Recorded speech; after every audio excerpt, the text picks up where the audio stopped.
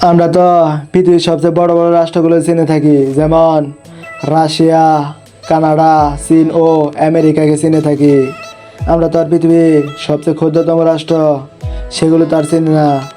আজকে চিনব হচ্ছে মায়ের দুনিয়ায় পৃথিবীর সবচেয়ে ক্ষুদ্রতম রাষ্ট্র, যেমন ভ্যাটিকান সিটি। ভ্যাটিকান সিটি এমন একটি রাষ্ট্র, যে রাষ্ট্রটি হচ্ছে পৃথিবীর সবচেয়ে ক্ষুদ্রতম রাষ্ট্র। এটি ইতালির মাঝ বরাবর একটি স্বাধীন রাষ্ট্র। এটি ইতালির রোমের ভিতরে ভ্যাটিকান সিটিটি অবস্থিত। এই রাষ্ট্রটি হচ্ছে পৃথিবীর সবচেয়ে ক্ষুদ্রতম রাষ্ট্র। ভ্যাটিকান সিটি নগর রাষ্ট্র বলা যেতে পারে। এটি একটি নগরের থেকেও ছোট। শুধু দেশটি দেশ হিসেবেই নয়, পৃথিবীর মধ্যে সবচেয়ে ক্ষুদ্রতম রাষ্ট্র এটি।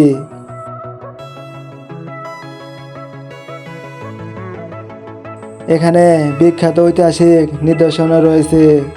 এটি এমন এক দেশ, যে দেশটি সকল স্থানেই ঐতিহাসিক নিদর্শন।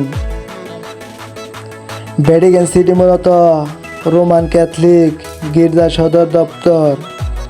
এ দেশের রাষ্ট্র প্রধান হচ্ছে ফ্রান্সিস পোপ। এটি ভ্যাটিকান সিটি নামে হলেও আয়তনে মাত্র 10 একর, যা আধা কিলোর মধ্যে। এটি এমন এক দেশ, যে দেশটি অন্য একটি দেশের উপর রয়েছে। দেশটি ইতালির রোম ভ্যাটিকান সিটি পাহাড়ে অবস্থিত। নদীর পশ্চিম অংশে ত্রিভুজ আকারের স্থানই হচ্ছে ভ্যাটিকান সিটি।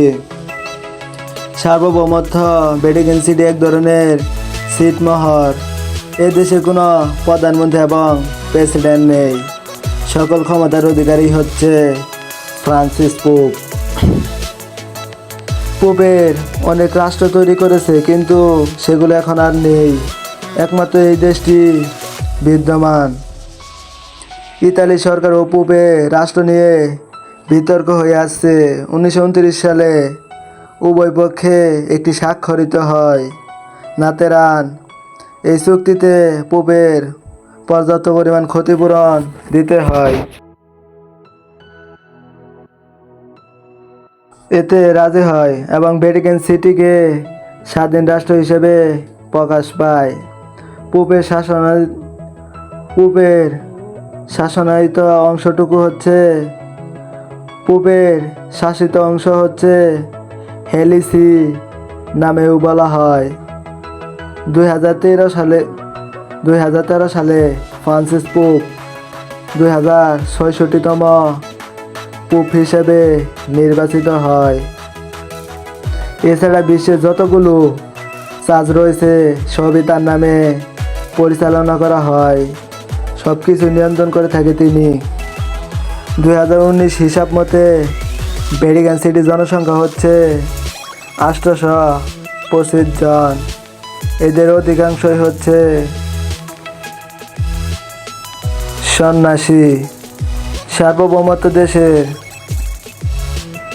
যা থাকা দরকার প্রায় সবই রয়েছে এই দেশটিতে। ভ্যাটিকান সিটির নিজস্ব একটি সংবিধানও রয়েছে এবং তাদের কোনো ভাষা নেই। সিলমোহর ও ডাক টেলিফোন এবং কি সকল কিছুই রয়েছে, যোগাযোগ ব্যবস্থা সহ। এবং এখানকার নাগরিক সকল সুবিধা